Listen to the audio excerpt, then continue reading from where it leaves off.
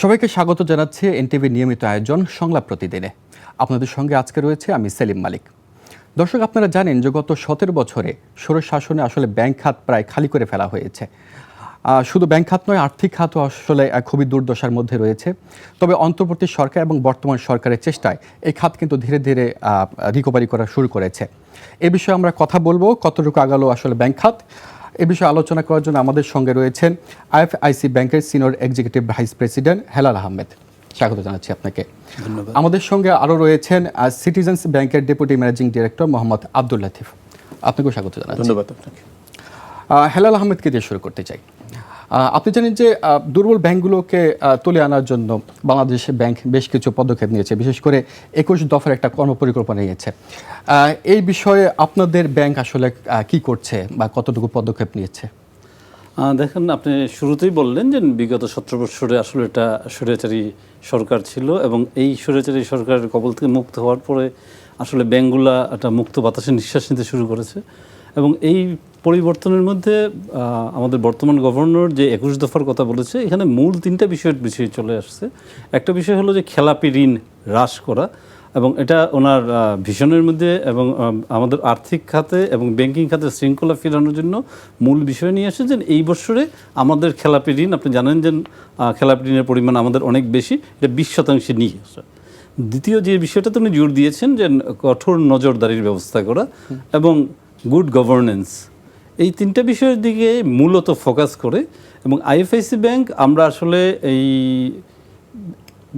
আমাদের যে খেলাপি ঋণের ক্ষেত্রে আমরা আসলে নানামুখী পদক্ষেপ গ্রহণ করেছি। বিশেষ করে আমরা বড় ঋণ, বিশেষ করে যে সমস্ত ঋণগুলি আসলে একটু কর্পোরেট ঋণ বড় আকারে যেগুলি খেলাপি হয়ে গেছে, এই জন্য আমরা একটা বিশেষ কমিটি গঠন করা হয়েছে। আমাদের বোর্ড বিশেষ সচেতন এই ক্ষেত্রে, এবং একই সাথে আমাদের এমডির নেতৃত্বে একটা রিকভারি টিম করা হয়েছে হাই লেভেলের, এবং আমরা নিয়মিতভাবে চেষ্টা করে যাচ্ছি এই আদায় করার জন্য। এবং আদায় পরিস্থিতির জন্য আমরা যত রকম ব্যবস্থা আছে, মামলা করা, ব্যক্তিগত পর্যায়ে যোগাযোগ করা, এবং এই চেষ্টাগুলো আমরা করে যাচ্ছি।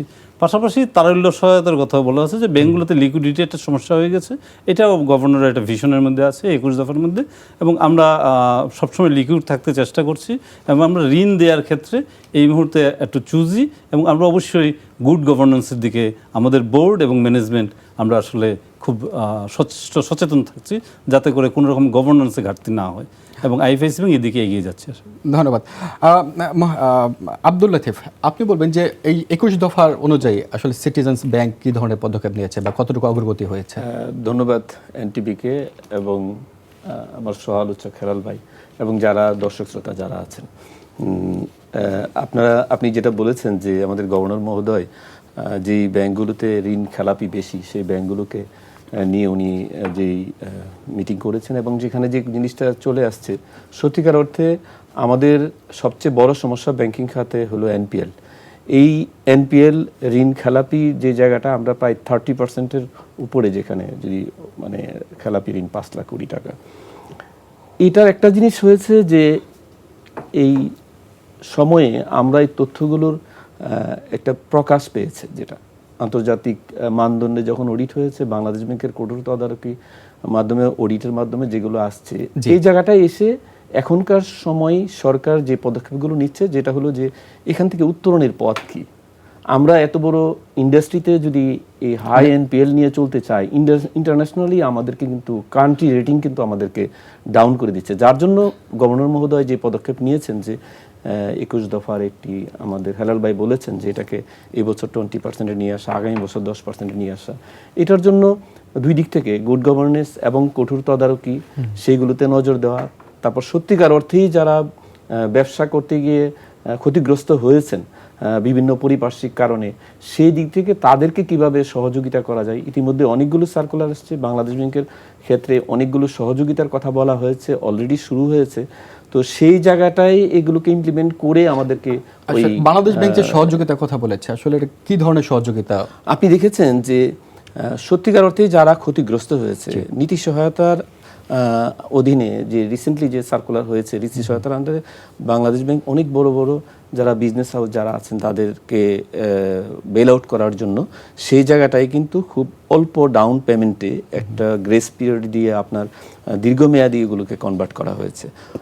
তারপর আপনার রিসেন্টলি দেখেন 60,000 কোটি টাকার একটা তহবিল কিন্তু গঠন করা হয়েছে, যেটার মধ্যে আপনার কিছু বন্ধ শিল্প কারখানা সেগুলোকে কিভাবে বেল আউট করা যায়, এগ্রিতে কিভাবে করা যায়, সেই জায়গাটায় সরকার কিন্তু চেষ্টা করছে। এবং সবচেয়ে বড় হলে এই 60,000 কোটি টাকা কিন্তু কোনো প্রিন্টেড মানি না, এই টাকাটা একেবারেই আমাদের ইন্ডাস্ট্রিতে যে লিকুইডেড মানি আছে, এক্সেস লিকুইডিটি যেটা আছে সেখান থেকে নেওয়া হয়েছে। আচ্ছা। এই 60,000 কোটি টাকা, যেটা ধরেন যদি প্রিন্টেড মানি হতো তাহলে সেটা ইনফ্লেশনে সে জায়গায় একটা এফেক্ট পড়তো, সেই জিনিসটা কিন্তু হবে না এটাতে। আর আপনি যেটা বলেছেন যে হ্যাঁ আমাদের ব্যাংক, আমরা সিটিজেন ব্যাংক, নতুন প্রজন্মের ব্যাংক, আমরা এই আমাদের 5 বছরে পদার্পণ করলাম। আমাদের এনপিএল ইন্ডাস্ট্রিতে একেবারে লোয়েস্ট, আমরা জুনে ক্লোজ করেছি 0.32%, যেটা গত বছর ছিল শুধু 0.2%। তো আমরা আমাদের দিক থেকে যেটা করেছি, আমাদের যেহেতু এই জায়গাটায় ক্লিন আছে, আমরা একটা ভালো অবস্থানে আছে, আমরা এটা ধরে রাখার জন্য একেবারে জিরো টলারেন্স। এই জায়গাটায় আমরা যেটা করেছি যে আর্লি ওয়ার্নিং সিস্টেম, যেটা হলো একটা লোন, একটা ঋণ খারাপ হওয়ার আগেই তার যে বৈশিষ্ট্য দেখে আমরা সবাই বুঝতে পারি যে তার ক্যাশ ফ্লো কমে যাচ্ছে, ইন্ডাস্ট্রিতে তার বার্ডেন রেশিও বেড়ে গেছে কোম্পানির। তো সেক্ষেত্রে আমরা আর্লি ওয়ার্নিং সিস্টেমে যখন যাই, দেখি যখন একটা লোন এসএমএ হয় আমাদের রেটিংয়ে, তখনই কিন্তু আমরা সেটার উপর তদারকি বাড়িয়ে দিই এবং সেটাকে কিভাবে করা যায়। সত্যিকার অর্থেই যদি কারো সহায়তা লাগে ব্যাংকিংয়ের ক্ষেত্রে, রিস্ট্রাকচারিং করা, রিশিডিউল করা, সেক্ষেত্রে আমরা যাচ্ছি। কাজে ওই জায়গাটায় আমরা নজর দিচ্ছি যে আমাদের পোর্টফোলিওটাকে ঠিক রাখার জন্য। আশা করি ইন্ডাস্ট্রিতে গভর্নর মহোদয় এবং সরকার এবং স্টেক হোল্ডার, আদার স্টেক হোল্ডার যারা এবং ব্যাংকগুলো সম্মিলিতভাবে যে চেষ্টা করছে, ইনশাল্লাহ হয়তো সামনের দিনগুলোতে এটার একটা সুফল পাবো আমরা। ধন্যবাদ। হেলাল আহমেদ, আপনি বলবেন যে আপনার আইএফএসসি ব্যাংকের কিন্তু বোর্ড পরিবর্তন করা হয়েছে সরকার পরিবর্তনের পর, নতুন বোর্ড এসছে, তাদের সাথে কাজ করতে গিয়ে আসলে কি ধরনের অভিজ্ঞতা হচ্ছে, নতুন কিছু আসছে কিনা? নতুন বোর্ড আপনারা জানেন যে অগাস্ট বিপ্লবের পরপরই নতুন বোর্ড সেপ্টেম্বর মাসে আমাদেরকে 2024 সালে দেওয়া হয়। এবং নতুন বোর্ড আসার পরে আসলে যেই পরিবর্তনটা মূলত integration between management and the board, এটা একটু একসঙ্গে মিলে কাজ করা এবং ব্যাংকটাকে কীভাবে সামনের দিকে নিয়ে যাওয়া যায়। আপনি জানেন যে ওই ঠিক পরবর্তী অগাস্ট বিপ্লব পরবর্তী সময়ে গোটা ইন্ডাস্ট্রিতে একটা টালমাটাল অবস্থা ছিল। আইএফআইসি ব্যাংক ওই সময়টাতে চেষ্টা করেছে গ্রাহকের আস্থা ধরে রাখতে, এবং নতুন বোর্ড আসার পরে এখানে সম্মিলন ঘটেছে। যেমন আমাদের ব্যাংকের যিনি চেয়ারম্যান, উনি একজন এক্স ব্যাংকার এবং ওনার বিপুল অভিজ্ঞতা আছে, উনি প্রায় 3টা ব্যাংকে এমডি ছিলেন। এছাড়া আমাদের ব্যাংকে বাংলাদেশ ব্যাংক থেকে একজন এক্সিকিউটিভ ডিরেক্টর আছেন, একজন চার্টার্ড অ্যাকাউন্টেন্ট আছেন। যারা গভর্নমেন্ট, জানেন যে আইএফএসি ব্যাংকে প্রায় 33% সরকারি মালিকানা, এই হিসাবে 2জন গভর্নমেন্ট ডিরেক্টর আছেন যারা অর্থ মন্ত্রণালয় থেকে প্রেরিত। এই মিলে আসলে it's a different combination of board. এবং এই বোর্ডের সাথে আমাদের প্রেজেন্ট যে আমাদের যে ইন্টারেকশন, আসলে আমরা কালেকটিভলি সুশাসনের জন্য যেভাবে কাজ করা দরকার একসঙ্গে কাজ করে যাচ্ছি। এবং যে কারণে আইএফআইসি ব্যাংক বিগত 2 বছরে আমাদের যে তারল্য, উদ্ধৃত তারল্য নিয়ে আসে আমরা চলছি। এবং আমরা গত বছর যদি বলি, লাস্ট ইয়ারে আমরা বাংলাদেশ ব্যাংকে হাইয়েস্ট রেমিটেন্স ডিপোজিটার, মোর দেন 15,000 crore টাকা আমরা সেন্ট্রাল ব্যাংকে জমা দিতে পেরেছি। এবং রেগুলার আমাদের উদ্ধৃত তারল্যটা থাকে। এবং আমরা কাস্টমারের সাথে যে কানেকশনটা, কাস্টমারের সাথে যে বিশ্বাস, এটা ধরে রেখে আমরা এগিয়ে যাচ্ছি। এবং কাস্টমারের সাথে আমাদের এই কমিউনিকেশনটা আসলে ওয়ান ওয়ে না, it's a 2 way. Always customer এবং আমাদের মধ্যে একটা কমিউনিকেশন থাকছে। এবং আমরা যেটা দেখছি যে আইএফআইসি ব্যাংক, আপনি জানেন যে এটা দীর্ঘ সময়ের একটা পুরাতন ব্যাংক। আমরা বলছি এই বছর আমাদের 50 বছর পূর্তি করতে যাচ্ছি। এটা 1976-এ এটা প্রথম সরকারি মালিকানা, এটা এনবিএফএ হিসেবে স্টার্ট করে এনএটিতে ব্যাংক হিসেবে আমরা চালু করি। এই বছর আমাদের 5 দশক পূর্তি হচ্ছে। এবং এর মধ্যে দিয়ে যে আমাদের যে গ্রাহকের যে বিশ্বাস এবং সুনাম দীর্ঘদিন ধরে আমরা ধরে রাখতে পেরেছি, এবং এই নতুন বোর্ড আসাতে গ্রাহকের আস্থা আরও বৃদ্ধি পেয়েছে বলে আমি মনে করি। চমৎকার। সিটিজেন ব্যাংক সম্পর্কে আমরা যেটা জানি যে নতুন প্রজন্মের ব্যাংক, এবং এই ব্যাংকে কিন্তু আগের পুরাতন অন্যান্য ব্যাংকের যে ধরনের খেলাপি, এক ধরনের ভয়ঙ্কর আকার ধারণ করেছে, সিটিজেন ব্যাংক কিন্তু আমরা সেটা দেখছি না। তারপর আমাদের যেটা আমরা জানি যে আসলে ব্যাংক খাত নিয়ে মানুষের মধ্যে, গ্রাহকদের মধ্যে যে আস্থাহীনতা, নেগেটিভ একটা চিন্তা, এর মধ্যে সিটিজেন ব্যাংক যে ভালো করছে, তাদের ভালো অবস্থান, সেটা আপনারা আসলে কিভাবে তাদের থেকে আলাদা করছেন বা আপনারা নিজেদের পরিচয় করে দিচ্ছেন? জনাব আব্দুল লতিফ। ধন্যবাদ। আমরা নতুন প্রজন্মের ব্যাংক যেটা বলেছেন যে ঠিক আছে, আমরা আমাদের যেমন আমরা যদি আমাদের ঋণের কথা বলি, সেটাকে আমরা খুব ভালো কোয়ালিটি মেনটেন করছি। আর যেটা হলো ব্যাংকিং সেক্টরে সত্যিকার অর্থে গ্রাহকদের আস্থা অর্জন করাটা হলো সবচেয়ে বড় ব্যাপার। আমরা বিগত সময়ে যেটুকু দেখেছি যে এই গ্রাহকদের আস্থা কমে গেছে। কিছু কিছু ব্যাংকের অনিয়ম বা যেগুলো আমরা চলে আসছে রিপোর্টে, সেটার জন্য গ্রাহকদের একটা আস্থার জায়গা কিন্তু নষ্ট হয়েছে। গ্রাহকরা কিন্তু সবসময় চেষ্টা করেছে যে তার বিশ্বস্ততার জায়গা থেকে কোন জায়গাটায় আস্থা রাখবে, সে কিন্তু খুঁজে নিতে চেষ্টা করেছে কোন জায়গায় তার ডিপোজিটটা নিরাপদ থাকবে। সেই দিক থেকে সে প্রথমত দেখে যে যেখানে তার ডিপোজিট রেখেছে, সে যখন ডিপোজিটের টাকাটা উইথড্র করতে যায় তখন সে পায় কিনা, এটা একটা ব্যাপার। আর সেটা একটা ব্যাংক তখনই তার গ্রাহকের চাহিদা পূরণ করতে পারে যদি তার লিকুইডিটি যদি সে ঠিকভাবে ম্যানেজ করে। তো যেটা হলো যে লিকুইডিটি ম্যানেজমেন্টে দুইভাবে, একটা হলো তার এনাফ লিকুইডিটি যদি তার হাতে থাকে, যেমন আমরা যেটা আমাদের যদি লিকুইডিটি পজিশন এলসিআর যেটা সেটা হলো আমাদের প্রায় 156%, যেটা 100% হলো রিকোয়ার্ড। আমরা আমাদের ক্যাপিটাল এডিকুয়েসি রেশিও আমাদের প্রায় 33%, যেটাকে 12.5% হলো আপনার রিকোয়ারমেন্ট। আমাদের এডি রেশিও যদি বলেন, আমরা এটা 70% অনবোর্ড, আমরা 30% কিন্তু আমাদের কাছে লিকুইডিটি হাতে থাকে। তো সেই জায়গাটাই হলো ওই ম্যানেজমেন্টের কাজ হবে যে তার লিকুইডিটিটাকে ঠিকমতো ম্যানেজ করা। সে যদি লিকুইডিটি ম্যানেজ করতে পারে, তাহলে গ্রাহক তার যে জায়গা থেকে যখন সে তার প্রয়োজন পড়বে টাকা উইথড্রল এসে, তখন যাতে আমি তাকে সাপোর্ট দিতে পারি। যে জায়গাটায় হয়তো বিগত সময়ে কিছু কিছু জায়গায় ধন্যবাদ, আমরা আপনার কাছে আরো বিস্তারিত শুনবো। জনাব হেলাল আহমেদ, গত 29 জুন বাংলাদেশ ব্যাংক কিন্তু একটা প্রজ্ঞাপন জারি করেছে, সেটা হলো যে ঋণ পুনঃতফসিলে যে বিশেষ সুবিধা দেওয়া হয়েছিল সেটা কিন্তু বাতিল করা হচ্ছে। কিন্তু এখানে দুটি বিষয়, একটা হলো যারা সত্যিকার অর্থে ব্যবসার কারণে আসলে খেলাপি ঋণ পরিশোধ করতে পারছে না, তার সাথে কিন্তু আবার রয়েছে যারা ইচ্ছাকৃত ঋণ খেলাপি। এখন এই দুই দলের মধ্যে আসলে আপনারা কম্পেয়ার কিভাবে পার্থক্য করবেন যে আসলে কারা ইচ্ছাকৃত ঋণ খেলাপি বা কারা সত্যিকার অর্থেই ব্যবসায়ী কিন্তু খেলাপি ঋণটা পরিশোধ করতে পারছে না? ধন্যবাদ আপনাকে। আসলে বাংলাদেশ ব্যাংক এবং ইন্ডাস্ট্রিতে উইলফুল ডিফল্টার বা ইচ্ছাকৃত ঋণ খেলাপির আসলে একটা সংজ্ঞা নির্ধারিত করা আছে, এবং আমরা তাদের কার্যক্রম দেখলে পরেও বুঝতে পারি আসলে তাদের সক্ষমতা থাকার পরেও টাকা দিচ্ছে না কারা।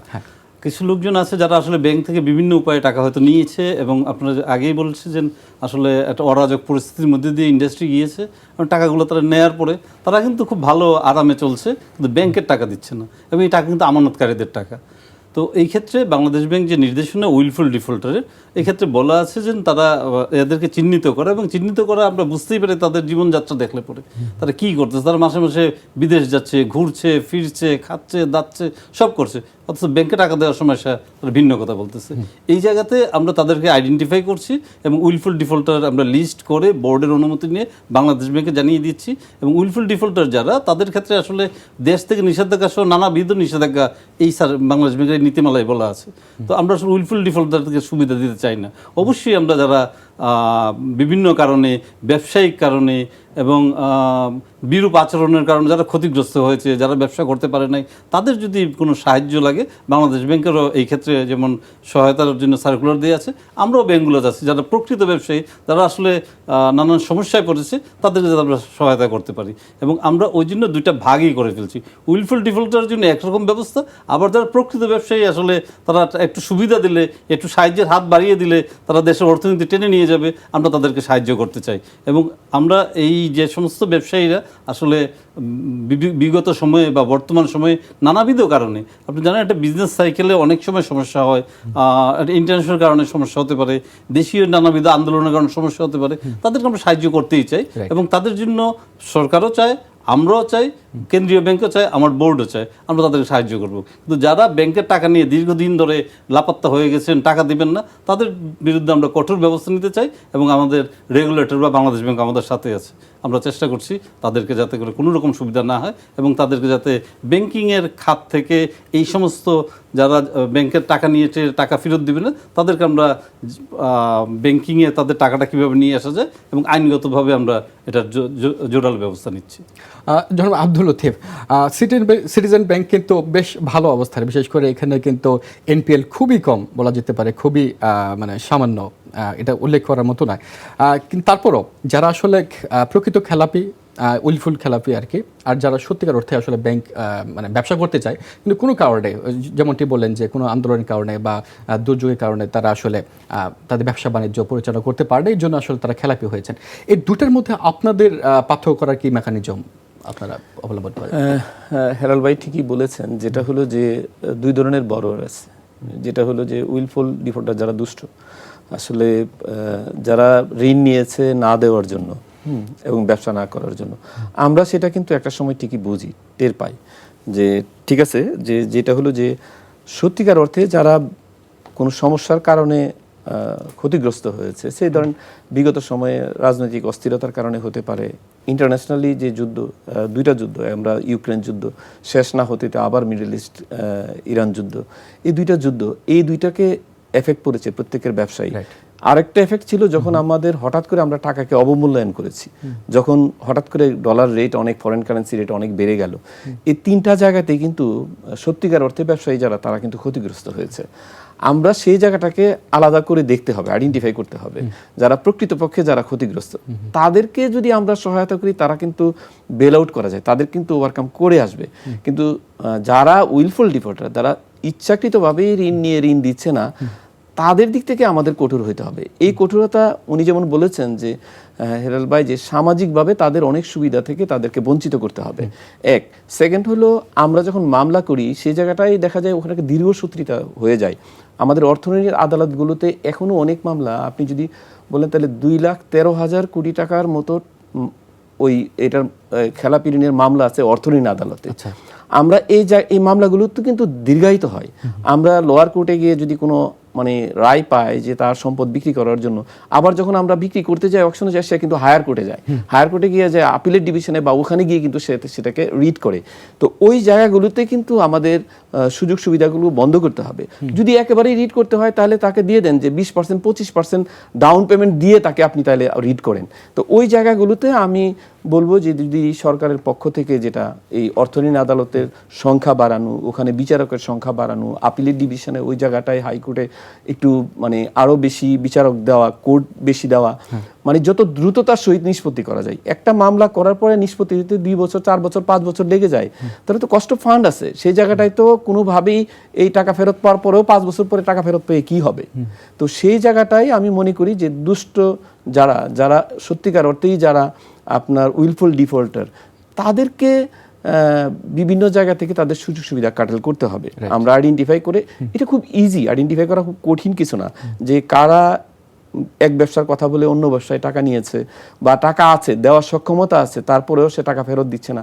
সেই জিনিসটাকে তো বাংলাদেশ ব্যাংক বলেই দিছে যে এই উইলফুল ডিফল্টারদের ট্রিটমেন্ট কি হবে, কিন্তু সেটার আইনগত জটিলতায় ওই জায়গাটায় আমরা আটকে যাচ্ছি। ওই জায়গাটায় যদি আরো এক্সপার্ট করা হয়, সেটা আমার মনে হয় যে ওদের কাছ থেকে টাকা আদায় যতটুকু পারা যায় সহজ হবে আর কি। চমৎকার।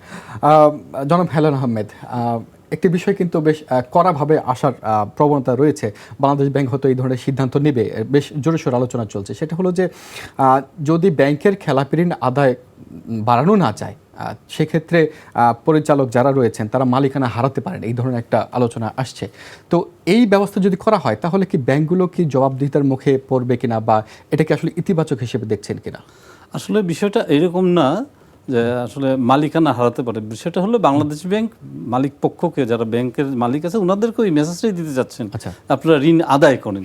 এবং যে সমস্ত ব্যাংকগুলো আসলে স্ট্রেসফুল কন্ডিশনে আছে, ওখানে এটুকুই বলা যে ঋণ আদায়ের জন্য সর্বোচ্চ রকমের বাংলাদেশ ব্যাংক অনেকগুলি সার্কুলার রিসেন্ট টাইম দিয়েছে, সার্কুলার 7, 23, এক্সিট সার্কুলার, প্রিভিয়াসলি 13, 6, অনেকগুলি সার্কুলার আছে। আমি যে কোনো উপায়ে আসুক, যদি আমার বড়োয়ার যদি থাকে তার কাছ থেকে টাকা বের করে নিয়ে আসা। আরেকটা বিষয়, বাংলাদেশ ব্যাংক বারবার করে বলছে যে আমার 20% এই বছর নেমে আসতে হবে। আমি সামনে আরও এবং গভর্নর মহোদয়ের মধ্যে এটুকু বলেছেন যে মানি লোন কোড চেঞ্জের কথা, আমরা এই কথাও শুনছি যে অ্যাসেট ম্যানেজমেন্ট কোম্পানি করা হবে, যেখানে আসলে খারাপ ঋণগুলো দিয়ে দেওয়া হবে। মানে এনিওয়ে আমার ক্লাসিফিকেশন নেমে আসতে হবে, আমার একটা স্ট্যান্ডার্ডে পৌঁছতে হবে। এই মেসেজটি আসলে মালিক পক্ষকে বলা হচ্ছে যে এইটুকু করার জন্য। এবং আমি জানি যে আমাদের মালিক পক্ষ এই ক্ষেত্রে অনেক সচেতন, এবং যে বোর্ডগুলোতে বাংলাদেশ ব্যাংক পুনর্গঠন করে দিয়েছে এখানেও ওনারা সচেতন আছেন। আমাদের যারা বোর্ড অফ ডিরেক্টর যারা আছেন ওনারা ডেফিনেটলি বাংলাদেশ ব্যাংকের যে ইচ্ছা, সরকারের যে ইচ্ছা, দেশের অর্থনীতিতে সুশাসন প্রতিষ্ঠা এবং অর্থনীতির গতি আনয়ন, এই সবগুলো বিষয় মাথায় রেখেই আসলে আমরাও যেমন কাজ করছি এবং আমাদের পরিচালনা পর্ষদগুলো আমি বিশ্বাস করি সবাই মিলেই কাজ করছে। আমরা সবাই মিলে একসাথে কাজ করলে পরে আসলে দেশ যেটা অর্থনৈতিক ব্যাংকিং সেক্টরে এবং অর্থনৈতিক খাতে যে একটা আমরা বলবো যে আমরা সামনে এগিয়ে যাওয়ার জায়গায় পিছিয়ে এসেছি, এই জায়গার থেকে আমাকে উত্তরণ ঘটাতে হবে। কারণ এর মাধ্যমেই আসলে আমার কর্মসংস্থান সৃষ্টি হবে, এর মাধ্যমেই দেশে একটা উন্নত দেশের দিকে এগিয়ে যাবে, এবং এই ক্ষেত্রে আমাদের সবারই ভূমিকা রাখার সুযোগ আছে। জনাব আব্দুল লতিফ, আমরা কিন্তু গত 17 বছর অর্থাৎ শেখ হাসিনার আমলে যেটা দেখেছি যে ব্যাংকের যারা ডিরেক্টর ছিলেন তাদের যোগসাজশ এবং নানা কর্মকর্তাদের যোগসাজশে আসলে ব্যাংকের টাকাগুলো কিন্তু আসলে বেড়ে যাচ্ছে নানা কাগজে কোম্পানির নামে। তো এখন যদি এই যারা মালিকানা রয়েছেন, ডিরেক্টর রয়েছেন, তাদের যদি এই ধরনের জবাবদিহিতার মধ্যে আনা হয় বা ব্যাংক খাতকে যদি বা ওই ব্যাংকটাকে জবাবদিহিতার মুখে আনা হয়, তাহলে এটাকে আসলে ব্যাংক খাতের জন্য আসলে ইতিবাচক বার্তা দিবে কিনা? ধন্যবাদ। আপনি যেটা বলেছেন এটাই সত্যিকার অর্থে যে বিগত সময়ে যেটা হয়েছে, অ্যাকচুয়ালি এখানে অনেকগুলো স্টেক হোল্ডার আছে। এখানে শুধু যে ব্যাংকের ম্যানেজমেন্টে যারা আছে তারাই শুধু স্টেক হোল্ডার না, সেখানে আমাদের বোর্ড মেম্বার আছে, সেখানে আমার রেগুলেটরি অথরিটি আছে, এখানে কিন্তু অনেকগুলো স্টেক হোল্ডার। ধরেন আমরা কিন্তু ব্যাংকিং ব্যবস্থাটা মানে সবারই কিন্তু নিয়ন্ত্রণের মধ্যে থাকে। আমার স্টেক হোল্ডার মধ্যে শুধু আমরা যেমন আছি, আমার ম্যানেজমেন্ট আছে, আমার বোর্ড আছে, সেন্ট্রাল ব্যাংক আছে, গভর্নমেন্ট আছে, সব জায়গাতেই কিন্তু একটা নিয়ন্ত্রণ থাকে। একটা জায়গায় আপনি বলেছেন যেটা যে এই সরকার কিন্তু একটা এই সময়ে 24-এর পরে আমরা যদি দেখি অনেকগুলো ব্যাংকেরই কিন্তু বোর্ড রিস্ট্রাকচার করেছে, পুনর্গঠন করেছে। এটা একটা ভালো উদ্যোগ। হ্যাঁ, ভালো ভালো এন্টারপ্রেনার যারা ওখানে যারা ওই বোর্ডে ভালো যাওয়া, ইভেন বাহির থেকে মানে ওরকম এক্সপিরিয়েন্স লোকজনকেও কিন্তু বোর্ডে দেওয়া হয়েছে। এটা খুব ভালো উদ্যোগ, যেটার জন্য হয়েছে কি সত্যিকার অর্থে একটা ব্যাংকের ব্যালেন্স শিটে কী অবস্থা সেগুলো আমরা এখন দেখতে পাচ্ছি। একটা জায়গায় যে আপনি যেমন বলেছেন যে সেই ক্ষেত্রে বাংলাদেশ ব্যাংক চিন্তা করতেছে বোর্ডের উপর আরও কতটুকু দায়িত্ব দেওয়া যায় বা বোর্ডের মেম্বারদের রিমুভ করা যায় কী রকম, সেই ক্ষমতা তো বাংলাদেশ ব্যাংকের সেই জায়গাটা তো আছেই, আমরা বিগত সময় দেখেছি। কিন্তু সত্যিকার অর্থে কার কোনটা কাজ সেই কাজটাকে একটু আলাদা করা ওইভাবে উচিত। বোর্ড যেমন যেটা হবে, বোর্ড কি বোর্ড পলিসি দিবে। বোর্ড হলো তার ব্যাংক চালানোর জন্য তার লোন দেওয়ার পলিসি কি হবে, তার অপারেশন পলিসি কি হবে, সেই পলিসিগুলো বোর্ড আমাকে ঠিক করে দিবে।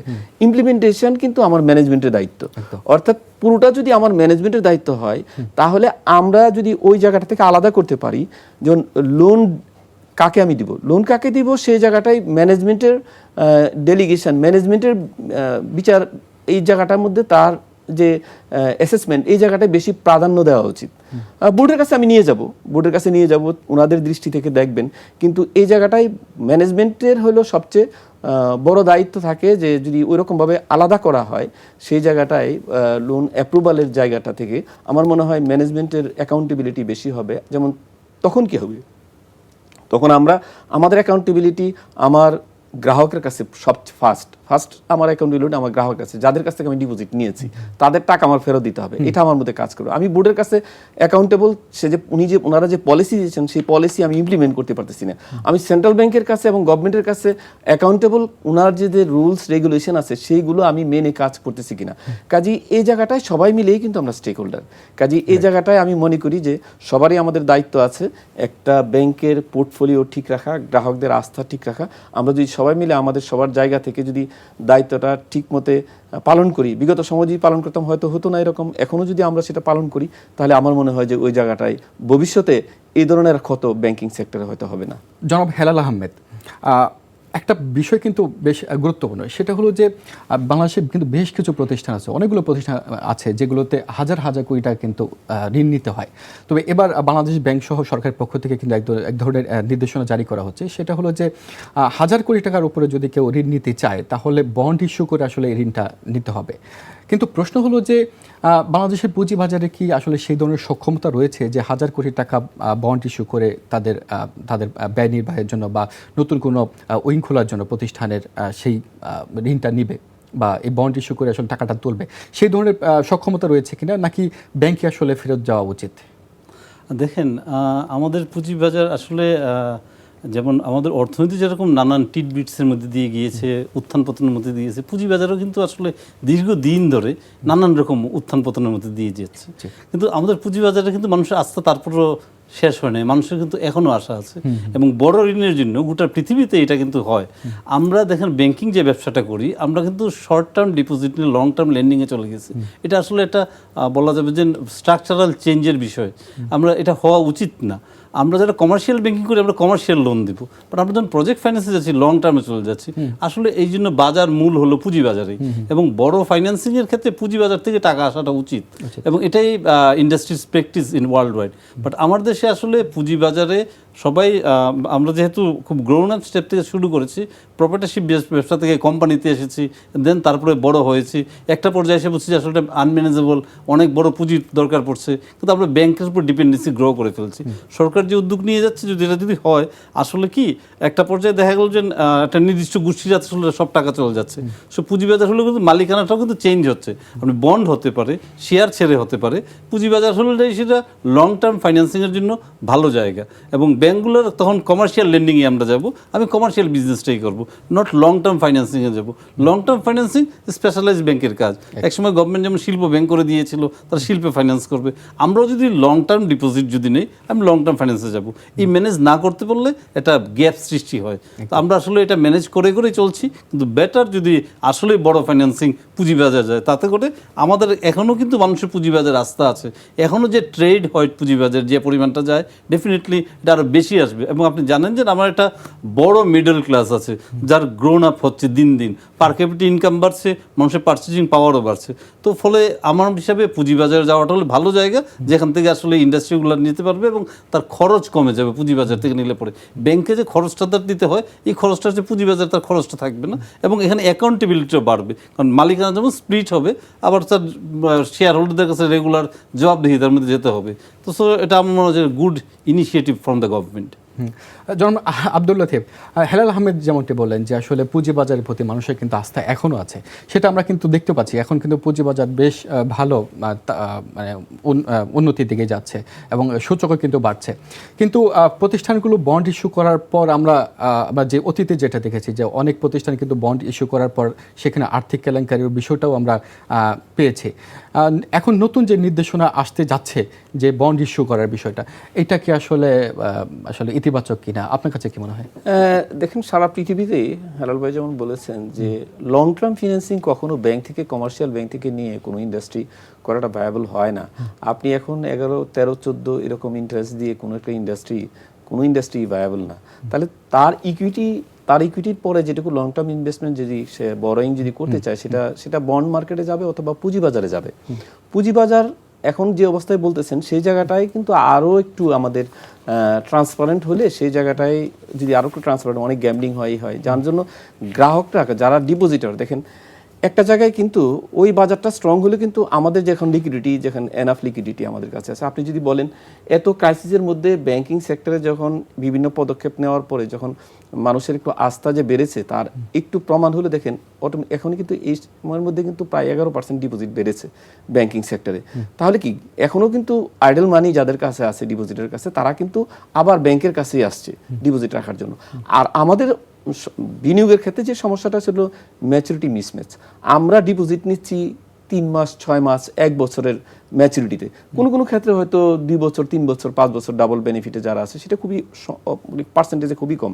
কিন্তু আমরা ল্যান্ডিং করতেছি, হয়তো যদি টার্ম লোন যদি কাউকে দিতে চায় 5 বছর, 6 বছর, ইভেন আমাদের এখন রিস্ট্রাকচারিং আমার 10 বছরে যাওয়া লাগছে।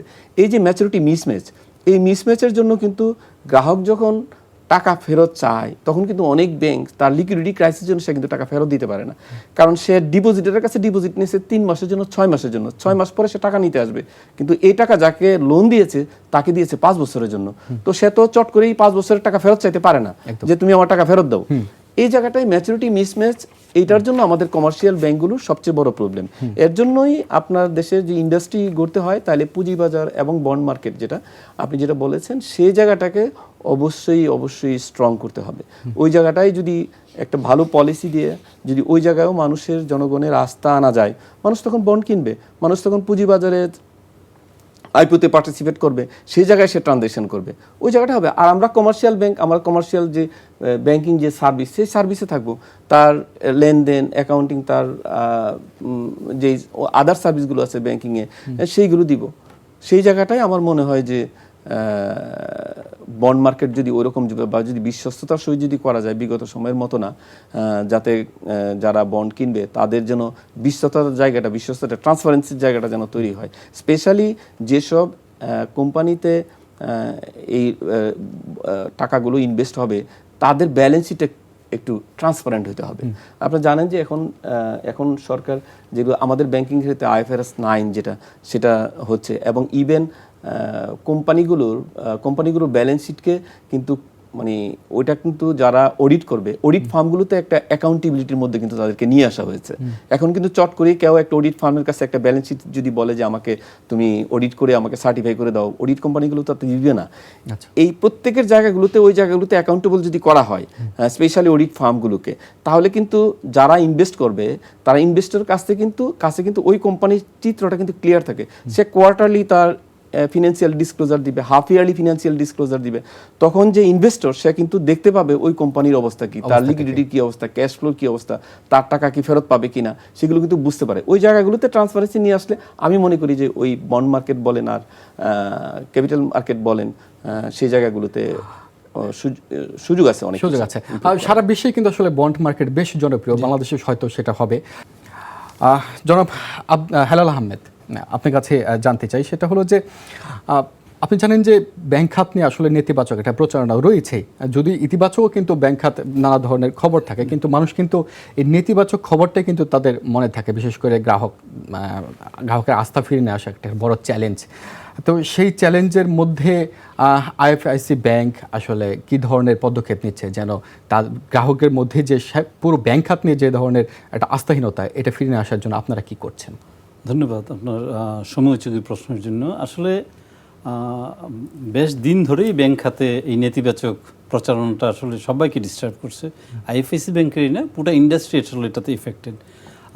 যদি আমরা খারাপ খবর যখন হয়, আসলে নেগেটিভের প্রতি মানুষের কেন যেন একটা আকর্ষণ থাকে, এবং নেগেটিভ নিউজ হলে পরে মানুষ এটা বেশি করে শেয়ার করে, পজিটিভে কম যায়। ব্যাংকিংয়ে অনেকগুলি অর্জন আছে, আমরা যদি বলি হিস্টোরিক্যালি। আমরা যদি বলি যে বাংলাদেশে যে এখন যে ইন্ডাস্ট্রিয়ালাইজেশনটা, ডেফিনেটলি ব্যাংকিংয়ের বিশাল অবদান। পুঁজি তো কেউ ঘর থেকে নিয়ে আসেনি, এবং এটা কিন্তু ব্যাংক থেকে শুরু হয়েছে। প্রথম যদি বললাম কিছু সরকারি ব্যাংক ছিল, তারপর কিছু বেসরকারি ব্যাংক আসলো, তারপর আবারও কিছু বেসরকারি ব্যাংক, অনেকগুলো ব্যাংকই আসলো। আবার যদি আমি ইন্ডাস্ট্রির কথা যদি বলি, আমরা দেখলাম যে একসময় পুরো ইম্পোর্ট বেস ইন্ডাস্ট্রি ছিল, এবং এই জায়গা থেকে আমাদের চেঞ্জ হয়ে সেটা ইম্পোর্ট সাবস্টিটিউট ইন্ডাস্ট্রি দাঁড়াই গেল। আজকে যে গার্মেন্টস আমরা এত বিশাল অবদান, ডেফিনেটলি ব্যাংকিং ইন্ডাস্ট্রি একটা বড় ভূমিকা আছে। আমি যে আদার যে কনজিউমার যে প্রোডাক্টগুলি আছে, এই ক্ষেত্রেও কিন্তু আমরা পুরাটাই নির্ভরতা ছিল দেশে বাইরে থেকে নিয়ে আসা, এই জায়গাতেও কিন্তু ব্যাংকের ভূমিকা আছে। আবার যদি ব্যাংকগুলো যদি বলছেন একটা ইকোনমিক ইকোসিস্টেম গ্রো করার জন্য একবারে আনব্যাংক পপুলেশনকে ব্যাংকে নিয়ে আসা, ডেফিনেটলি আর্থিক সাক্ষরতা, স্কুল ব্যাংকিং সব মিলিয়ে আসলে একটা ইকোসিস্টেম গ্রো করার চেষ্টা করা হচ্ছে।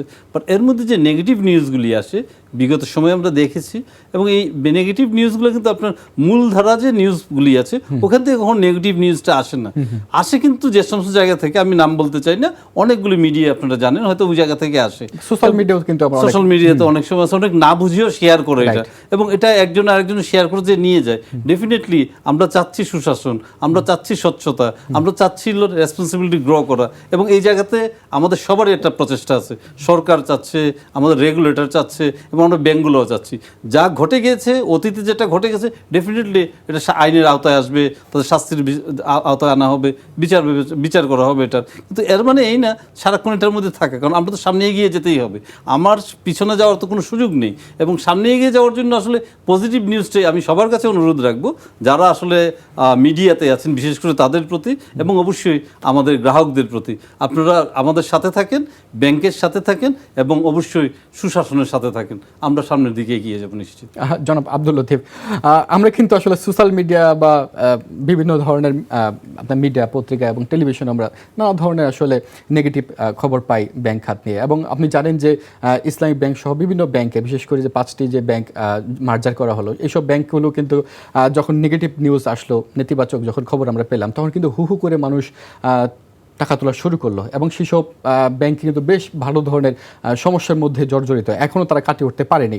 এই যে নেগেটিভ নিউজ, এটার থেকে আপনাদের ব্যাংক কিভাবে পজিটিভিটি বা গ্রাহকের আস্থা ফিরিয়ে আসার জন্য আপনারা কি করছেন? কোনো ধরনের অভিনব কোনো পদক্ষেপ নিচ্ছেন কিনা? একটা জায়গায় কি মনে হচ্ছে যে আমাদের তো মিডিয়ার কিন্তু এখন মোটামুটি যথেষ্ট স্বাধীনতা আছে। আপনাদের প্রিন্ট মিডিয়া বলেন, ইলেকট্রনিক মিডিয়া বলেন, তারপরে আরেকটা মিডিয়া আছে যেটা হলো সোশ্যাল মিডিয়া, যেটাতে মানে আপনার আমার কিন্তু নিয়ন্ত্রণ নাই, সেটা একেবারেই কিন্তু এটা পারসেপশন মানুষের ওটা যে ওই জায়গাটায় যায়। যখন কোনো একটা নেগেটিভ নিউজ যায়, মানুষ অবশ্যই নেগেটিভ নিউজের প্রতি বেশি প্রচার যায়, পজিটিভগুলো আমি দেখেছি খুব কমই প্রচার যায়। একদম। তো এটা মূলধারার প্রচার মাধ্যম যারা আছে তাদের উচিত সেই জায়গাগুলোতে একটা জায়গায় ওভাবে নিউজ করা। তো এটা তো সত্য যে বিগত সময়ের যে চিত্র আমরা পেয়েছি, আমাদের খেলাপি ঋণের চিত্র বলেন, এগুলো ডেফিনেটলি তো ওই জায়গায় গাফিলতি ছিল কারণ সেই জায়গাটায় গ্রাহক হলো তার, সে চিন্তা করে তার টাকাটা নিরাপদ কিনা। সে যখনই কোনো একটা নেগেটিভ নিউজ কোনো একটা প্রতিষ্ঠান, কোনো একটা ব্যাংক সম্বন্ধে পায়, সে কিন্তু প্যানিকড হয়। যখন প্যানিক উইথড্রয়াল যখন হয়, এটা কিন্তু চেইন, আপনার একটার পর একটা কিন্তু প্রতিজনই, সে একজনে টাকা তুলে নিয়ে আসলো, সে তার ফ্রেন্ডকে বললো তুমিও টাকা তুলে নিয়ে আসো। তো এভাবে হলে একটা ব্যাংকের, আমরা তো ধরেন আমাদের টোটাল আমানতের 80 পর্যন্ত, 85, 87 পর্যন্ত আমরা ইনভেস্ট করতে পারি। যদি কোনো ব্যাংক ওই অবস্থায় ইনভেস্ট করে রাখে আর ডিপোজিটররা যদি টাকা চায়, ইভেন 20% ডিপোজিটর যদি তার কাউন্টারে আসে টাকা উইথড্র করতে, সে তো মানে তার কাউন্টার বন্ধ করতে সে বাধ্য হবে, কোনো নেই। সেই ক্ষেত্রে যদি তার রেগুলেটরি অথরিটি যদি পুরোপুরি ওইভাবে সাপোর্ট দেয়, তাহলে সেটা সম্ভব। আমরা ইন্ডিয়াতে দেখেছি একটা ব্যাংকের যখন সে এরকম লিকুইডিটি ক্রাইসিস হঠাৎ করে প্যানিক হলো, তাদের সেন্ট্রাল ব্যাংক বললো তুমি যত পরিমাণ টাকা লাগে তোমাকে আমি সাপোর্ট দিচ্ছি, তুমি তোমার কাউন্টার চালায় দাও। একদিন, দুদিন, 3 দিন, তৃতীয় দিনের পরেই কিন্তু আপনার তারা আবার কাস্টমাররা ব্যাক করলো যে না, টাকা তো পাওয়া যাচ্ছে। তো এটা হলো একেবারেই মানুষের আস্থার একটা জায়গা। তো নেগেটিভ নিউজগুলো অনেক সময় প্যানিক তৈরি করে, তো সেই জায়গাটায় আমাদের সবারই সতর্ক হওয়া উচিত। একটা জায়গায় মানুষ যাবে কোথায়? কোনো না কোনো ব্যাংকে। আপনি দেখেন এই সময় এই কিছু কিছু ব্যাংকের সম্বন্ধে নেগেটিভ নিউজ হওয়াতে গ্রাহকরা কি করেছে? গ্রাহকরা কিন্তু যেখানে সুশাসন আছে যে ব্যাংকগুলোতে, তারা কিন্তু আস্থার জায়গা আছে, সেই জায়গাটা কিন্তু গিয়েছে। কিছু কিছু ব্যাংকে ডিপোজিট কমেছে, ওই ব্যাংকগুলোর কিন্তু ডিপোজিট বেড়েছে। গ্রাহকরা কিন্তু ব্যাংকেই ছিল, সে কিন্তু আর বাহিরে যাওয়ার, তার ঘরে টাকা রাখার, কত টাকা সে ঘরে রাখবে? তো সেটা তো আমি বললামই যে আপনি দেখেন 11% মতো আমার যে ডিপোজিট বেড়ে থাকে, তারা গ্রাহকরা কিন্তু আবার ব্যাংকেই টাকা রাখছে। তো সেই জায়গাটাই আমি বলবো যে এরকম যাতে কোনো মানে নেগেটিভগুলোকে না দিয়ে পাশাপাশি আমরা পজিটিভগুলোতে দেখতে পারি। সরকার এই ব্যাপারে কিন্তু অনেক উদ্যোগ নিয়েছে। আপনি দেখে আস্থার জায়গাটা সরকার কিন্তু একটা কাজ করেছে, যেটা হলো যে তাদের যে ডিপোজিট যে ইন্স্যুরেন্স স্কিম ছিল, 1 লাখ টাকা পর্যন্ত গ্রাহক ওই টাকায় ডিপোজিট ইন্স্যুরেন্স স্কিমের, একটা ব্যাংক যদি দেউলিয়া হয় তাহলে সেটা সে 1 লাখ টাকা তার ডিপোজিট ফেরত পাবে। এই ধরনের গ্রাহক ছিল 93% টোটাল গ্রাহকের। সরকার এটাকে 1 লাখ টাকা থেকে 2 লাখ টাকা করলো ডিপোজিট স্কিমের টাকা। এতে কিন্তু টোটাল গ্রাহকের 95% গ্রাহক কিন্তু ওই স্কিমের আওতায় চলে আসছে। অর্থাৎ ক্ষুদ্র ক্ষুদ্র যে ডিপোজিটর, ওখানে 2 লাখ টাকা পর্যন্ত 95% চলে আসছে। তাহলে সেই জায়গাটায় কিন্তু সরকারও কাজ করেছে মানুষের আস্থা আনার জন্য। আমাদের ডিপোজিটরদের, গ্রাহকদেরও কিন্তু অ্যাওয়ারনেস তৈরি করা, যে আপনারা মানে প্যানিক না হয়ে সেগুলোতে, প্যানিক উইথড্রয়াল না হয়ে সেগুলোতেই করা। আমরা যেটা করেছি, আমরা আমাদের গ্রাহকদের কিন্তু সার্বক্ষণিক সেই মধ্যে রেখেছি। এই সময়টা যে আমরা পার করি না, এতে না। আমাদের গ্রাহকরা, আমাদের মানে এমপ্লয়িদের এবং সবাইকে বলা ছিল, গ্রাহক যখন আসে, যখন ডিপোজিট করতে আসে, তখন তাকে সময় নিয়ে চা খাওয়া, কথা বলো, আপ্যায়ন করো। কিন্তু যখন উইথড্রয়াল করতে আসে, তখন কিন্তু ডোন্ট বি লেট, দেরি করার সুযোগ নাই। যখন সে আসে তাকে টাকাটা অবশ্যই প্রথম দিতে হবে। কেন, একজন লোক যখন গ্রাহক যখন টাকা তুলতে আসে সে কিন্তু প্ল্যান করিয়ে আসে যে আমি আজকে টাকা উইথড্রল করব। একদম। আপনি তাকে ওই মুহূর্তে আটকালে যদি বলেন যে না আজকে নিও না কালকে নাও, এটা panic তাহলে ছড়িয়ে যাবে। প্যানিক তৈরি হয়। Right. তাহলে আমাদের ব্যাংকারদের কিন্তু একটা দায়িত্ব আছে যে আসলে আমরা গ্রাহকদের মধ্যে প্যানিক তৈরি করব না। হ্যাঁ, আমরা যাতে সেই প্যানিক তৈরি না করি, সেটার জন্য আমার লিকুইডিটি সাপোর্টের জন্য আমার আদার স্টেক হোল্ডার যারা আছে সেখান থেকে আমি লিকুইডিটি সাপোর্ট চাইতে পারি। সেটা হয় তো সেই জায়গাগুলোতে থেকে আমার মনে হয় যে আস্থার জায়গা তৈরি করা। আর আমরা তো বললামই যে আমাদের প্রত্যেক ব্যাংকেরই দায়িত্ব হলো তার লিকুইডিটি মেনটেন করা। এটা সবাই করে, ভালো ব্যাংকগুলো যারা, ভালো খারাপ মন্দ কিছু নাই, এটা আমাদের থাম্ব রুল যে আমরা লিকুইডিটিতে আমরা কতটুকু এডি রেশিওতে কতটুকু যাব, লিকুইডিটি কিভাবে ম্যানেজ করব। আমরা যখন একেবারেই আপনি যদি বলেন আমরা যে আমাদের একেবারেই লো কস্ট ফান্ড যেটা ডেইলি ট্রানজ্যাকশন হয়, কারেন্ট অ্যাকাউন্ট, এসএনডি অ্যাকাউন্ট, ওগুলোর এগেনস্টে কিন্তু আমরা কিন্তু লং টার্ম ইনভেস্টমেন্টে যাই না। ওগুলো ধরেন আমাদের কলমানিতে বা সেগুলোতে খাটাই যাতে আমার লিকুইডিটিতে কোনো সমস্যা না হয়। আরেকটা জায়গায় হলো যে আমরা ইনভেস্টের জায়গাগুলো কোনগুলোতে যাব। যেমন আমাদের ব্যাংকের, সিটিজেন ব্যাংকের একটা টার্গেটই হলো আমরা এসএমই বেস বা রিটেল বেস ওই জায়গাটায় আমরা গ্রো করব। আমরা আমাদের ইনভেস্টমেন্টের যে পোর্টফোলিও সেটাকে কিন্তু মিক্সিং করতেছি। আমরা কিন্তু ওই জায়গাটায় আমরা বাড়িয়ে নিচ্ছি। রিসেন্টলি আমরা এজেন্ট ব্যাংকিংয়ের পারমিশন পেয়েছি, সেন্ট্রাল ব্যাংক আমাদেরকে এজেন্ট ব্যাংকে পারমিশন দিয়েছে। আমরা গ্রামে গঞ্জে ওই জায়গায় আমাদের শাখাগুলোর বেশিরভাগই শহরের বাইরে এবার যেগুলো করতেছি সেগুলো গ্রাম এলাকায়। আর এজেন্ট ব্যাংকিংয়ের আমরা পারমিশন দিচ্ছি, সেই জায়গাটায় আমরা একটু গ্রো করব একেবারেই রিমোট অঞ্চলে, যাদেরকে ছোটো ছোটো ডিপোজিট গ্রাহক যদি ওখানে লোন দেওয়া যায় সেগুলোতে দেব। আমাদের চেষ্টা হলো ওই রিটেল এসএমই লোন ওই জায়গাটায় শর্ট টার্মের জন্য যেগুলো লোন দেওয়া হয়, যেটা একেবারেই ছোটো ক্ষুদ্র ক্ষুদ্র যারা আছে এন্টারপ্রেনার আছে তাদেরকে সাহায্য করা। আমরা ওই জায়গাটায় আমরা কাজ করে এবং আমাদের লিকুইডিটিকে ওভাবে আমরা ম্যানেজ করছি। সবাই ম্যানেজ করছে, সবাই সবার দক্ষতা নিয়ে ম্যানেজ করছে। সেই জায়গাটায় লিকুইডিটি ম্যানেজমেন্ট যদি ঠিক মতো হয় আমার মনে হয় গ্রাহকদের মধ্যে সেই প্যানিকটা তৈরি হবে না, তাদের আস্থার জায়গাটা আমাদের কাছে আবার ফিরে আসবে। আচ্ছা আচ্ছা, জনাব হেলাল আহমেদ, এখন তো বর্তমানে যেটা হচ্ছে যে আসলে খেলাপি ঋণ আদায় এক ধরনের বড় ধরনের চাপ রয়েছে, কিন্তু তারপরও তো আসলে নতুন উদ্যোক্তা তৈরির জন্য, ব্যবসা সম্প্রসারণের জন্য আপনাকে নতুন করে আবার ঋণ দিতেও হচ্ছে। কিন্তু আগে যেটা হতো যে কাগজে প্রতিষ্ঠান হয়ে নানা ধরনের ঋণ খেলাপি হতো বা ওগুলো ইচ্ছাকৃত খেলাপি হতো। বর্তমানে আসলে আপনারা প্রকৃত ব্যবসায়ী কিনা যিনি ঋণ নিতে আসছেন, নাকি সে আসলে ইচ্ছাকৃতভাবে খেলাপি হওয়ার জন্যই আসছেন বা এই টাকাটাকে সে লুট করে নেবে? এইটাকে আপনার চিহ্নিত করার জন্য কি ধরনের পদক্ষেপ নিয়েছেন বা আপনাদের আসলে এই তাকে জাল মানে তাকে কিভাবে আপনারা বিচার করছেন আর কি? ধন্যবাদ। আসলে দেখেন, যেটা অতীত হয়ে গেছে এটা অতীত হয়ে গেছে, বাট এখন যে অনেকগুলো রেগুলেশনের চেঞ্জ আনার বিষয়টা একটু আগেই ভাই বলছিলেন যে আমরা অ্যাকাউন্টিংয়ের ক্ষেত্রে একটা চেঞ্জ আসছে। কেউ চাইলে পুরো একটা অ্যাকাউন্টস রেডি করে নিয়ে আসতে পারবেন না, ডিবিসি বেস অ্যাকাউন্টস হবে। আবার আবার আবার যদি বলি যে আমি বড়োয়ার সিলেকশনের ক্ষেত্রে আমাদের যে আগে যেরকম বোর্ডের বা নানান রকম প্রেশার ছিল, আপনি জানেন যে তখন জাগিয়েছে, তো এই জায়গা থেকে কিন্তু আমরা এখন মুক্ত। এবং আমরা যেটা হচ্ছে যে আমরা আসলে প্রকৃত ব্যবসায়ী থেকেই টাকা দিচ্ছি এবং আমরা খুঁজে বের করছি কারা রিয়েল এন্টারপ্রেনার। এবং আমরা নেম লেন্ডিংয়ে যাচ্ছি না, বরং ফিনান্সিয়াল ব্যাকড লেন্ডিং বা অ্যাকাউন্টিং ব্যাকড লেন্ডিংয়ে যাচ্ছি, ক্যাশ ফ্লো বেসড লেন্ডিংয়ে যাচ্ছি। এবং আমরা যদি বলি আবার আমাদের প্রেফারেন্সটা রিটেল এবং এসএমইতে এখন বেশি দেওয়া হচ্ছে, সরকারও তাই চাচ্ছে। এগ্রিতে সরকার, আজকে আমরা একটা রিফাইন্যান্স স্কিমে তো আমরা সরকার চেষ্টা করছে ওই জায়গায় চলে আসতে, এগ্রিতে আমরা ফাইন্যান্সে যেতে যাচ্ছি। এবং আপনি জানেন যে IFIC bank one of the largest bank in the country, বা 1413টা শাখা উপশাখা আমাদের এবং 1423টা শাখা উপশাখা মিলে আমরা সারা দেশে ছড়িয়ে আছি।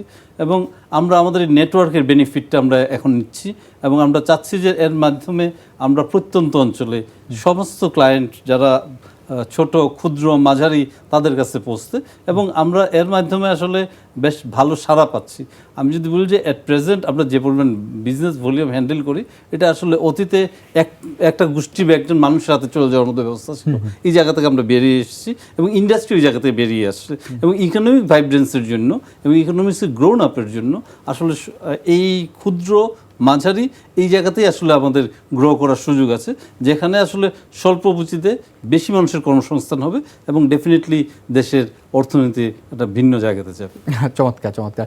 জনাব আব্দুল লতিফ, আসলে যিনি ঋণ নিতে আসছেন তিনি ভুয়া নন, আসলে প্রকৃত উদ্যোক্তা। কিভাবে আপনারা আসলে এটাকে বিচার করেন বা আপনাদের স্বচ্ছতা নির্ণয়? একটা জিনিস আমরা বলি, যেটা হলো, ধন্যবাদ আপনি যে কোশ্চেনটা করেছেন, যে উনি ভুয়া নন, উনি যে প্রকৃত ব্যবসায়ী, সেটাকে দেখেন আমাদের সোসাইটি তো খুব বেশি বড় না, আমরা একটা ছোট দেশে, ভৌগোলিকভাবে আমরা খুব বেশি বড় রাষ্ট্র না, কিন্তু দেখেন জনসংখ্যার দিক থেকে আমরা অনেক। তো সেই জায়গায় একজন ব্যবসায়ীকে সে সত্যিকার অর্থে ব্যবসায়ী কিনা এটা যাচাই করার জন্য আমার মনে হয় তেমন কোনো রকেট সায়েন্সের কিছু না। প্রথমত যে ব্যবসায়ীকে আমরা সিলেক্ট করব তার ব্যবসা কত দিনের, যেটা হলো অ্যাকচুয়ালি তার ব্যবসার ক্যাশ ফ্লোটা কি, অর্থাৎ তার বিক্রিটা, সে যে পরিমাণ আমার কাছে লোন চাচ্ছে ততটুকু ঋণের তার দরকার আছে কিনা।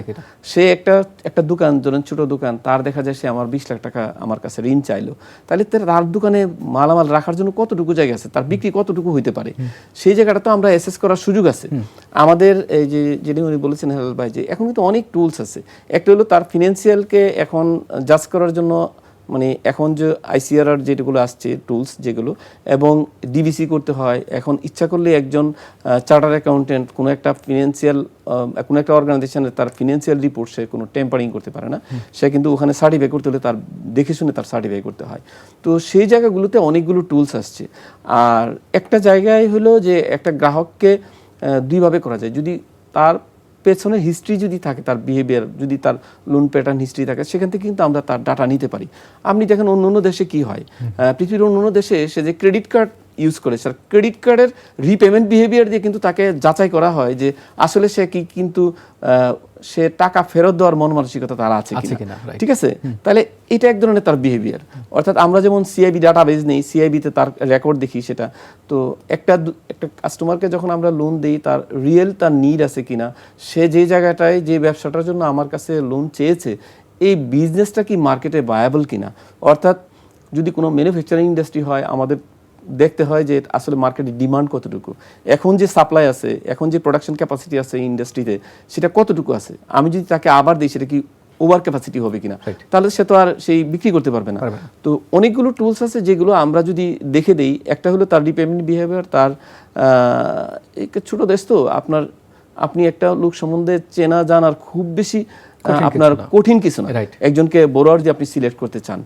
তো এখন আমাদের যে লোনগুলো আমরা চিন্তা করি যেগুলোতে ক্যাশ ফ্লো বেশি হওয়া উচিত, তার ক্যাশ ফ্লো কেমন আছে, এই বিজনেসে তার ক্যাশ ফ্লো কেমন আসতেছে, সেগুলো দিয়ে আমরা যেন অনেকগুলো কুইক রেশিও দিয়ে যাচাই করতে পারি, তার কারেন্ট অ্যাসেট কেমন আছে, তার কারেন্ট লায়াবিলিটি কেমন আছে, সেইগুলো অনেকগুলো টুলস আছে একটা বোরোয়ারকে সিলেক্ট করার জন্য। তো আমরা সব দিক থেকে দেখেই কিন্তু আমরা, শুধু আমরা না, এটা ব্যাংকিং এর ইন প্রিন্সিপাল ক্রেডিটের এগুলোকে আমরা ফলো করতেই হবে। এটা ফলো করলে আমার মনে করি যে থাকতেই পারে, বিজনেসে কেউ ফেল করতে পারে, সেটা তো সে আনসার্টেনিটি সবসময় থাকে। কেউ যদি সত্যিকার অর্থে বিজনেসে ফেল করে তাহলে সেই ক্ষেত্রে তখন আমরা চিন্তা করি তার সিকিউরিটি কি, কোলাটারাল কি। একটু বড় লোনগুলোর ক্ষেত্রে আমরা তখন সিকিউরিটি, কোলাটারাল সেগুলো আমরা কিন্তু দেখতেই হয়। যদি কোনো কারণে কোনো একটা সেক্টরের ডিজাস্টার আসে, কোনো জায়গায় যদি সে ফেল করে, তখন ইটস এ ডিপোজিটার্স মানি, আমরা সেগুলো রিকভারি করবো কিভাবে, সেই জায়গাটায় দেখি। কিন্তু প্রায়োরিটি থাকা উচিত হলে তার ক্যাশ ফ্লো, তার বিক্রি, তার মার্কেটে তার প্রোডাক্টের ডিমান্ড বা তার সার্ভিসের ডিমান্ড সেটা আছে কিনা সেই জায়গাটায়, এবং তার সেই দক্ষতা আছে কিনা এই ব্যবসা চালিয়ে নেওয়া যাওয়ার মতো। এবং এটার সাথে আরেকটা জিনিস আমাদের দেখা উচিত, যেটা হলো তার সাকসেসর। অর্থাৎ আমি আজকে যাকে লোন দিচ্ছি, যে এন্টারপ্রেনার, তার পরবর্তী সাকসেসর কে, অর্থাৎ সে তার অনুপস্থিতিতে তখন সে ব্যবসাটা চালিয়ে যেতে পারবে কিনা। ঋণ পরিশোধ করাতে হলো ব্যবসা যখন চলবে, ব্যবসা যখন রানিং থাকবে, অটোমেটিক্যালি ব্যবসা থেকে এই ঋণ পরিশোধ হবে। কিন্তু তার যে সাকসেসর লাইন ঠিক আছে কিনা। আমাদের দেশে হয় কি, আমাদের দেশে তো ওই কর্পোরেট কালচার তৈরি হয় নাই যে ঠিক আছে কর্পোরেটে যারা কাজ করবে তারাই এটাকে ওভাবে বিজনেসটাকে হ্যান্ডেল করবে। তো আমরা এর জন্য খুঁজি যে ঠিক আছে তার সাকসেসর কে আছে, তার পরবর্তী জেনারেশন কে আছে, বা ওটার মধ্যে কি এমন কর্পোরেট কালচার তৈরি হয়েছে তার জেনারেশন না থাকলেও ইটস এ ইন্ডাস্ট্রি বা ইটস এ কোম্পানি, যেহেতু একটা লিমিটেড কোম্পানি, তার একটা আলাদা আইডেন্টিটি আছে, নিজেই নিজের মতো চলতে পারবে। তো ওই জায়গাগুলোতে আমাদের দেখা উচিত কারণ আমরা বিগত সময়ে দেখেছি অনেক জায়গায় সাকসেসের লাইন ঠিক না থাকতে অনেক ব্যবসায়ী কিন্তু ফেল করেছে। তো ওইটাও আমাদের জন্য একটা বড় ইম্পর্টেন্ট জিনিস। আচ্ছা, জনাব হেলাল আহমেদ, খুব ছোট করে বলবেন যে গত 2 বছরে কিন্তু নানা ধরনের সংস্কারের মধ্য দিয়ে কিন্তু যাচ্ছে ব্যাংক খাত, এবং বেশ ইতিবাচক পরিবর্তনও আসছে, ভোট চেঞ্জ হচ্ছে, নানা ধরনের আইন হচ্ছে। এই বাস্তবতায় আসলে আগামী 2 থেকে 3 বছর আসলে ব্যাংক খাতের জন্য কোনো ধরনের ইতিবাচক বা সুযোগ মানে কি ধরনের সুযোগ রয়েছে বলে মনে করেন? আমি বিশ্বাস করি যে আপনাকে মানে ছোট করে যদি বলি যে বাংলাদেশের ব্যাংকিং খাত ডেফিনেটলি একটা কঠিন সময় এখন পার করছে, কিন্তু একই সঙ্গে কিন্তু আমি আবার এটাও বলি যে একটা হিস্টোরিক্যাল অপরচুনিটি এখানে ক্রিয়েট হয়েছে, কারণ আমরা রিফর্মের মধ্যে দিয়ে যাচ্ছি।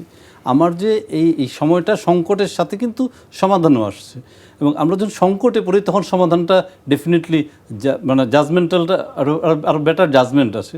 আমরা এই সংকট ডেফিনেটলি আমরা বিলিভ করি যে এই সংকটের মধ্যে দিয়ে ইন্ডাস্ট্রি যাচ্ছে, এর মধ্যে থেকে কিন্তু নানানভাবে, এবং যখনই বিপদে পড়ে তখনই মানুষ এক হয়, যখন মানুষ এক হয় তখন কিন্তু সমাধান আসে।